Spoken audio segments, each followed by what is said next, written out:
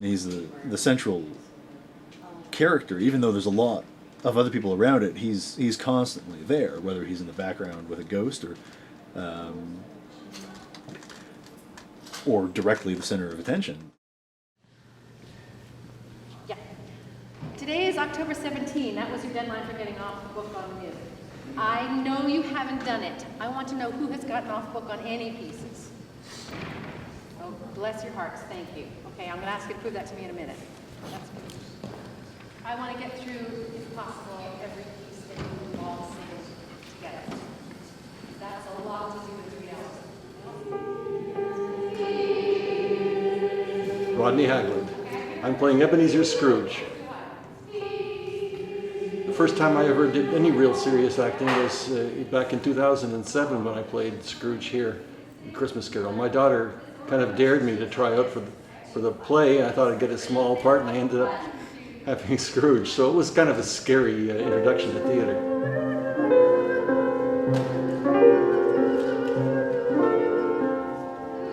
What people don't see from the beginning, and what the stereotypes of the Scrooge don't carry across, is that Scrooge is a man who suffered a lot of pain in his life.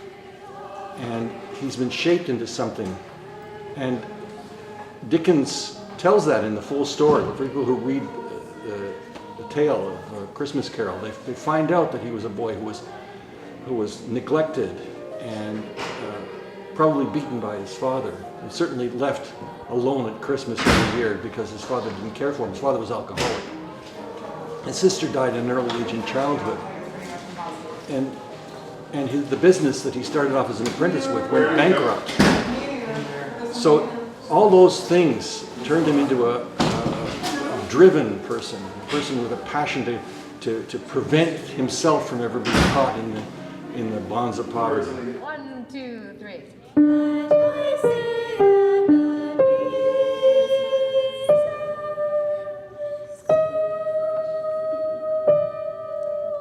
That's right, you have to come down too. What makes Scrooge so compelling a character is that we delve into his past. We actually see what made Scrooge. Instead of just making him this two-dimensional villain, we actually go into what made a beautiful child full of joy for the world into this scraping, miserly man. That grasping, scraping squeezer, that frosty caustic freezer, that icy Ebenezer Scrooge. Scrooge is full of fear. When you see the character of Mr. Fezziwig, he loved Mr. Fezziwig. Mr. Fezziwig was the closest thing he had to a father in his life and reality. And when poverty came and destroyed Mr. Fezziwig and drove him to death, it put the fear in Scrooge that poverty could come to get him. And poverty was this great predator that was stalking him at every moment. He was so affected by the negative aspects of what happened in his youth that he decided that he had to be something else. Okay, let's go back to...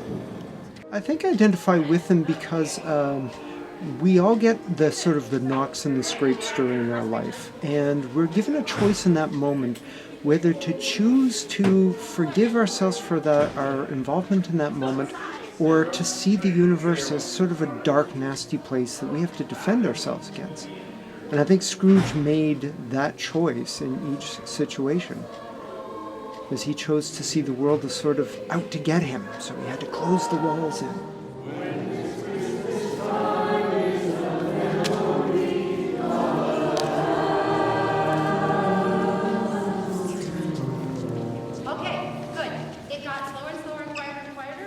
So he's got all these feelings inside, and without that, there would be nothing for the ghosts to pry open.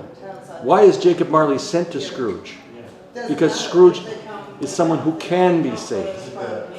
So, despite everything, somebody up there sees in Scrooge something that we don't see at the beginning. Rod is me. No, sorry. Rod is nice. Scrooge is mean. You know I'm gonna have to use that clip there. I know. You got the means to edit this if I take a minute to think, right?